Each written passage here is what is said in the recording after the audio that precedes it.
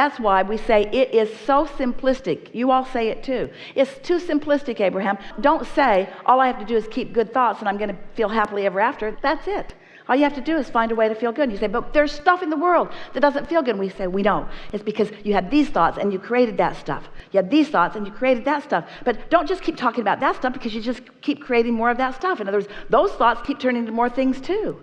You get to decide how it feels. You get to decide what you want to create. You get to decide. And you can't stop thinking a thought all at once. There is momentum in it. So go general. Be nice to yourself about it. Well, this thought doesn't feel very good. Let's say that something is turning out not the way you want it to, and you are now acknowledging that it's turning out not the way you want it to because of thoughts that you've been thinking. Or just slow. So that's sort of like a not very good feeling that you're pronouncing on yourself. Oh, I did this to me. I did this to me, and I got what's coming to me, and I deserve this, and that law of attraction thing, it gave me something that I didn't want. So there you are. Let's say that's how you're feeling. So then you can go general, and you can say, yes, however, in the process of that, I've launched more rockets, and I've put more into my vortex, and I got a lot clearer, and I'm more sure about what I want now, and I'm making better decisions now than I've ever made before. And things are getting better and better for me, and I'm doing really good at this. And I'm not meant to be the one exception to the law of attraction where I've got momentum going on something and all of a sudden I can just stop it. I can gradually allow myself to think more in the direction of what I'm wanting. I'm just going to gently lean in the direction of feeling better about more things. And for now, I'm going to stay off this subject altogether because there's too much momentum that I've got going, so I'll just do my best not to think about that.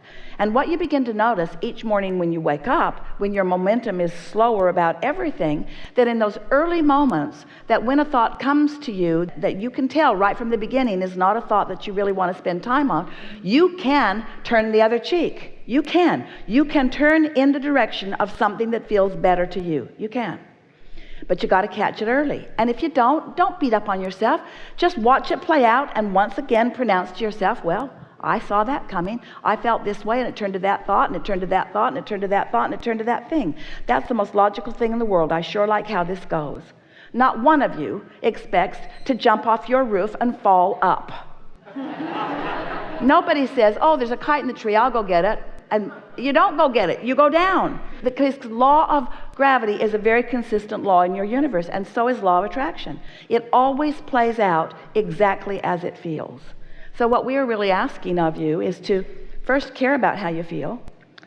Next, recognize that you are a vibrational being and that your vibrations matter, and that the reason that you feel anything ever, good feeling or not good feeling, the reason that you ever feel anything is because your inner being has this opinion and you have a varying opinion. And if your opinion is in sync with the source within you, you feel wonderful, and if it's in contradiction to it, you feel terrible. So doesn't it follow then that if you are having some unpleasant feeling thoughts about something, that you might just stop and say, oh, my inner being doesn't feel this way about it, and I think for now I'm just going to give this subject a break. Because if you give any subject a break long enough, it won't be active in your vibration. So you want to keep the things that you want to come active in your vibration, and you want to let the things that you don't want to come be deactivated. So listen to this. So are we accepting that the desire is there, that your inner being knows about the desire and knows all the wonderful experiences to get you from the desire that is a thought to the desire that is a thing? Are we in agreement that your inner being does know what the path of least resistance is?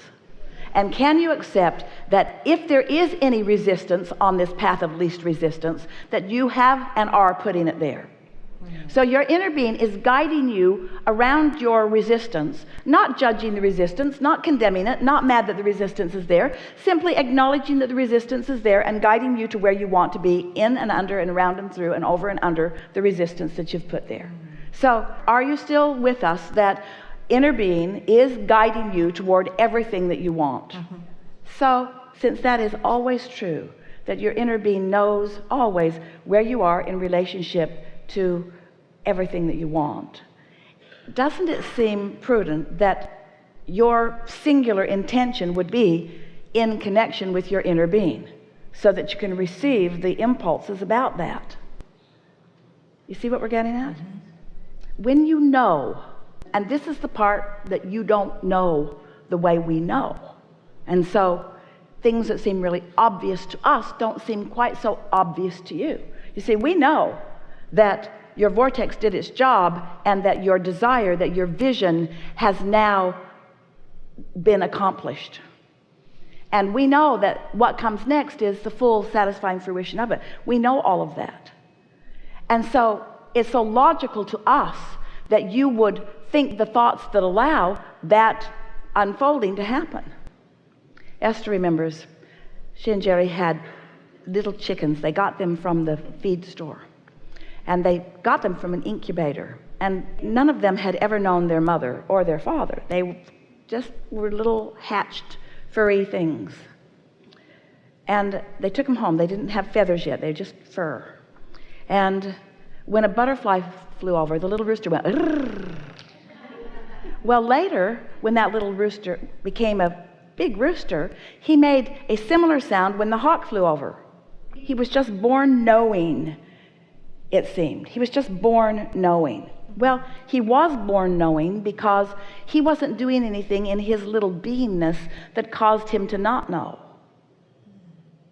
So one day, Big Bird, a big black Astrolorp rooster, herded Henny Penny, one of the little black hens, over behind the air conditioner and stood there and would not let her go to the hen house to lay her egg.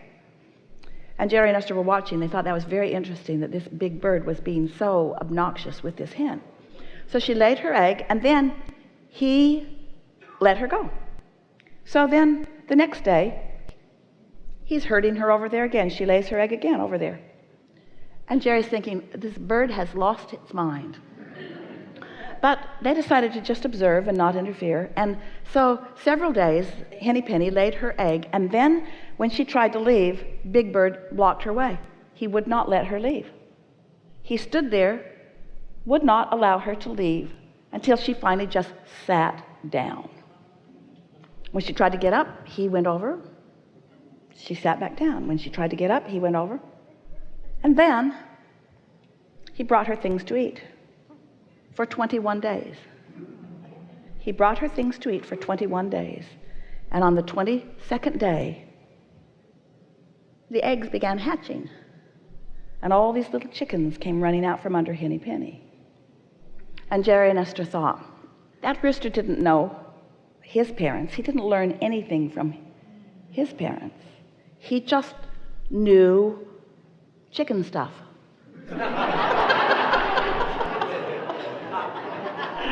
Probably because he is a chicken. What humans call instinct is just natural knowing, you see. You're born with this natural knowing.